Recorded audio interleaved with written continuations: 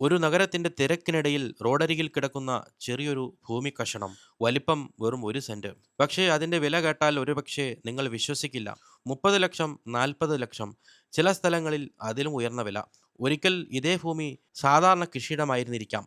പക്ഷേ ഇന്ന് അതേ 1 സെന്റ് ഭൂമി ഒരു കുടുംബത്തിന്റെ ജീവിതകാല സമ്പാദ്യത്തെക്കാൾ വിലപിടിപ്പുള്ളതായി മാറിയിരിക്കുന്നു.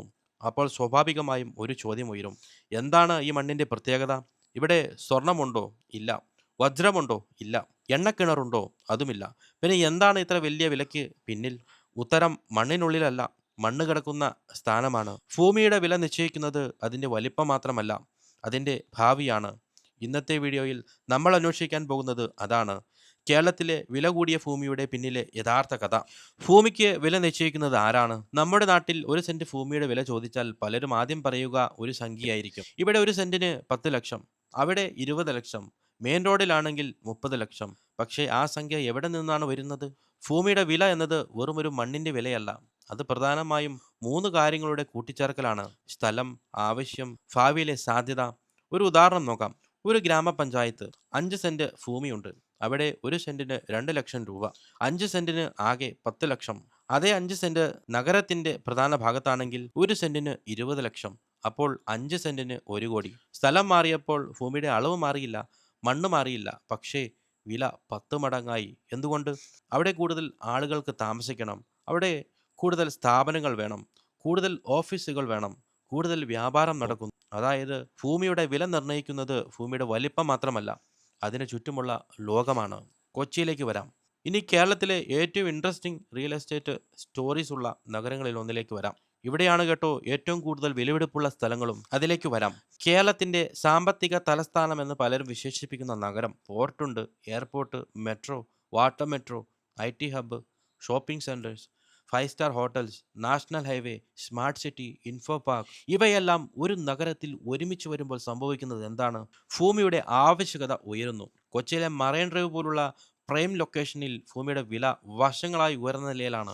2023 കണക്ക് പ്രകാരം മറൈൻ ഡ്രൈവിൽ ഭൂമിയുടെ വില ഏകദേശം 30 ലക്ഷം മുതൽ 40 ലക്ഷം രൂപ വരെയാണ് സെന്റിന്. പനമ്പള്ളി നഗരിലാണെങ്കിൽ ഒട്ടും കുറവില്ല, 20 മുതൽ 25 ലക്ഷം രൂപ സെന്റിന്. സർക്കാർ നിശ്ചയിച്ച ഫെയർ വാല്യൂ ഒന്നുമല്ല, ഇതൊക്കെ ഒരു മോഹവിലയാണ്. മറൈൻ ഡ്രൈവിന് ഇത്ര വലിയ വില എന്തുകൊണ്ടാണ്?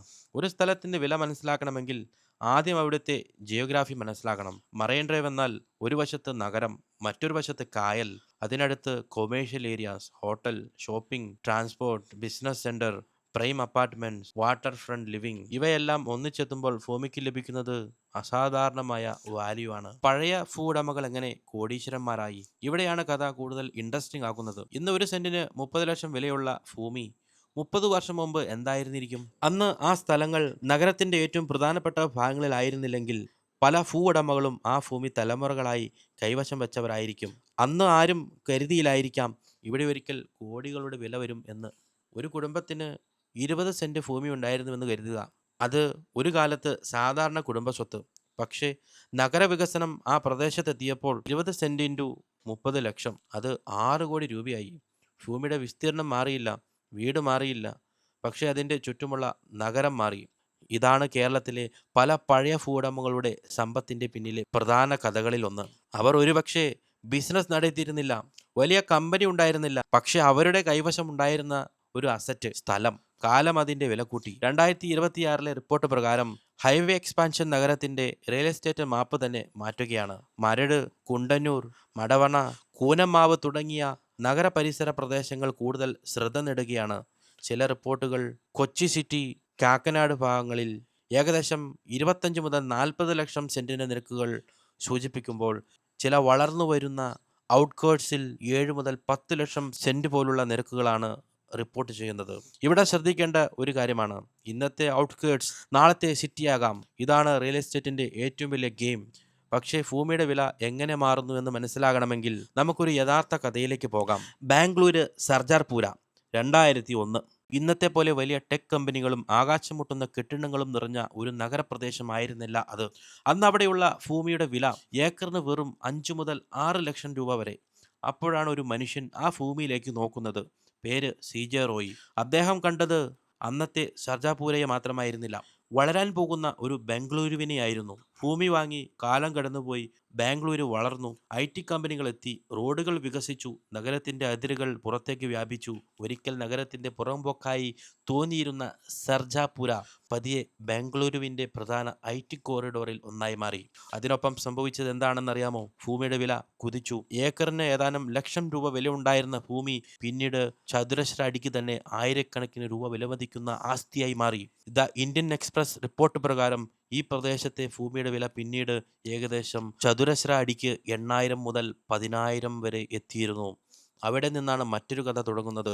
ഭൂമി വാങ്ങിയ മനുഷ്യൻ ഭൂമി മാത്രം വാങ്ങി നിൽക്കാൻ തയ്യാറായിരുന്നില്ല. 2005-ൽ അദ്ദേഹം കോൺഫിഡൻസ് ഗ്രൂപ്പ് ആരംഭിച്ചു. ഒരു ചെറിയ തുടക്കത്തിൽ നിന്ന് റിയൽ എസ്റ്റേറ്റ് പദ്ധതികളിലേക്ക്. അവിടെ നിന്ന് ബംഗളൂരു, പിന്നീട് കേരളം, ദുബായ്, അങ്ങനെ വലിയ ബിസിനസ് സാമ്രാജ്യത്തിലേക്ക്. 2 പതിറ്റാണ്ടിനിടെ നൂറുകണക്കിന് പദ്ധതികളിലേക്ക് ബിസിനസ് വളർന്നു. അദ്ദേഹത്തിൻ്റെ ബിസിനസ് സാമ്രാജ്യത്തെ ഏകദേശം 41 മില്യൺ സ്ക്വയർ ഫീറ്റ് നിർമ്മാണവുമായി ബന്ധിപ്പിക്കുന്നു. ഇവിടെ നമുക്ക് ഒരു നിമിഷം നിൽക്കാം. കാരണം ഈ കഥ സീജറോയുടെ കഥ മാത്രമല്ല, ഇത് ഭൂമിയുടെ യഥാർത്ഥ ശക്തിയുടെ കഥയാണ്. ഒരു സ്ഥലത്ത് ഇന്ന് ഒന്നുമില്ലെന്ന് തോന്നാം, പക്ഷെ നാളെ അവിടെ ഒരു റോഡ് വരാം, ഒരു ഐ.ടി. പാർക്ക് വരാം, ഒരു മെട്രോ വരാം, വലിയ കമ്പനികൾ വരാം, ആളുകൾ വരാം.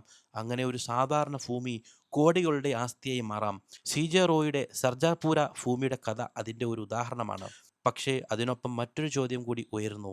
അദ്ദേഹം അന്ന് ആ ഭൂമിയിൽ എന്താണ് കണ്ടത്, മറ്റുള്ളവർ കാണാതെ പോയത്?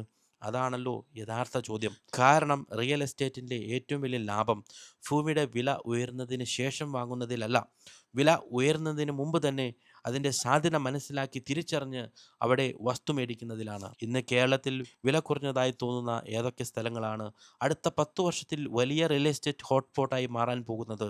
ഏത് പുതിയ റോഡാണ് ഭൂമിയുടെ വില മാറ്റാൻ പോകുന്നത്? ഏത് മെട്രോ സ്റ്റേഷന് ചുറ്റുമാണ് അടുത്ത വലിയ പ്രോപ്പർട്ടി ബൂം ഉണ്ടാകാൻ സാധ്യത? ഏത് പ്രദേശങ്ങളിലാണ് ഇന്ന് ആളുകൾ ശ്രദ്ധിക്കാത്തത്? അതിലും പ്രധാനമായി നമ്മുടെ കയ്യിലുള്ള 5 സെന്റ് ഭൂമി നാളെ കോടികളുടെ അസറ്റാകുമോ, അല്ലെങ്കിൽ അതേ വിലയിൽ തന്നെ കിടക്കുമോ? നിങ്ങളുടെ നാട്ടിൽ ഇപ്പോൾ ഏറ്റവും വില കൂടിയ ഭൂമി എവിടെയാണ്? ഒരു സെന്റിന് എത്രയാണ് അവിടെ ചോദിക്കുന്നത്? കമന്റിൽ നിങ്ങളുടെ സ്ഥലത്തിൻ്റെ പേരെഴുതൂ. ഒരുപക്ഷെ കേരളത്തിലെ അടുത്ത വലിയ റിയൽ എസ്റ്റേറ്റ് സ്റ്റോറി നിങ്ങളുടെ നാട്ടിലായിരിക്കാം.